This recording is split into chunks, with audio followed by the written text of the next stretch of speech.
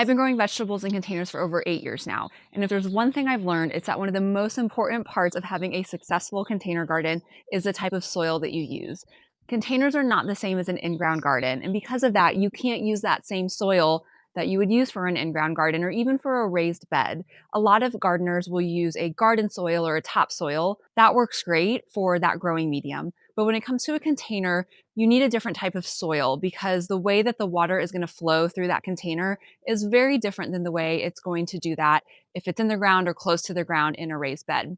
So today I'm going to talk through what you should do if you are wanting to grow vegetables in containers and have a really great successful harvest. If you use garden soil in a container, what's going to happen is that it's going to be too dense for that container. It's going to become compacted and the water is not going to be able to flow through easily, which means that your plant roots are going to be stuck in water and they will drown. Plant roots need water and they need a good soil environment that allows that water to flow, be available, but not too much. And in a container, that garden soil is going to do that negative effect to your plant roots. And so what you're going to use in a container is a mixture of things. The first being a good potting mix. And that's what I have here in this container. So you're going to want to do 1 part potting mix. And I do usually about 60% of my container with a good potting mix. You might hear people say potting soil as well. But if you go to the store, you're wanting to look for a potting mix and what it's going to be, make sure you look at the ingredients. It's usually going to be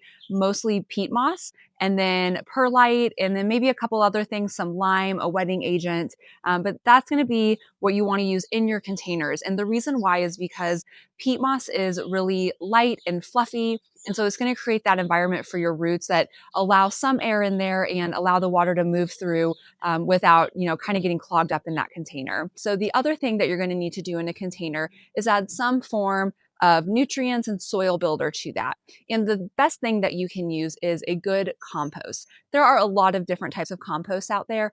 I personally have always used a mushroom compost. Vegetable plants are heavy feeders, which means if you want a really great harvest, they're going to need a lot of nutrients to be able to grow well. And so what compost is going to do is it's going to add those in. It's going to have microbes and just all kind of beneficial living types of organic matter that is going to add to your soil. Like I said, in my containers, I'll do 60% of that potting mix, and then I'll do about 30% of a good compost. And you just want to mix it in. I don't measure it exactly, so I just kind of eye it and see, if I can get as close as I can to those percentages, but it doesn't have to be exact. So I'll add that compost next. And not only is compost adding those nutrients and all of those things that your plants need to grow well, but it also just helps increase that aeration into the soil and just really helps build that soil mix that is going to be in your container. For the last 10% of my container, I'm going to add in worm castings. And this is something I've actually only started using the last few years. I wish as an early gardener I had looked into it more and understood how great worm castings can be in your vegetable garden. So they act like a fertilizer, but they're even better than like your typical granular or liquid fertilizer. So worm castings are actually earthworm poop. They are, very high in all different kinds of nutrients, all the things that your plant needs, but also they help improve the soil as well. So it's not just something you're putting in to feed your plants. It's something that you're really adding to the soil and creating, living organic matter for your vegetable plants to grow in, which soil is just one of the most important things that your plants need. And having a good quality, a living soil is going to just really make your vegetable garden that much stronger. And so adding something like worm castings is going to do that. So I will do this for the last 10% of my container. A few other quick notes if container gardening is something that you're trying for the first time. You want to make sure that your containers have drainage holes. Water has to move through. If the water is stuck in it, your plant roots will drown. So you definitely want drainage holes and you want enough for it to be able to flow through. If you are putting your container on patio, on concrete, I also recommend getting these like pot feet to put underneath. I do that. You can kind of see them under this one. And that just helps make sure that that water is again able to come out of the container and run through it.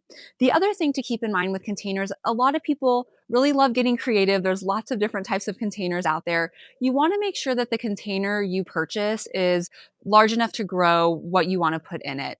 Things like peppers, tomatoes, some of those plants that are going to have a bigger root system are going to need a bigger container. And the smaller containers also dry out pretty quickly. And so if you're going to grow something in a smaller container, even if it's something like spinach that does well in small containers because they have shallow root systems, you're going to want to really keep an eye on it and make sure you're watering it. You could always do like a drip irrigation system so that you don't have to manually water it every day. But this right here is the smallest container that I personally grow vegetables in, and I'm actually going to use this for herbs. And so most of my containers are bigger. So just keep that in mind. If you buy, a small pot, you're going to be limited on what you can grow in there. It's not that you can't, but just keep that in mind. You want something that's deep enough and big enough that it's going to be able to not dry out too quickly and be able to support that root system for your plants. Overall, I would say being a container vegetable gardener is a great place to start, whether it's because you're just new at this and you don't want to invest in a huge garden setup,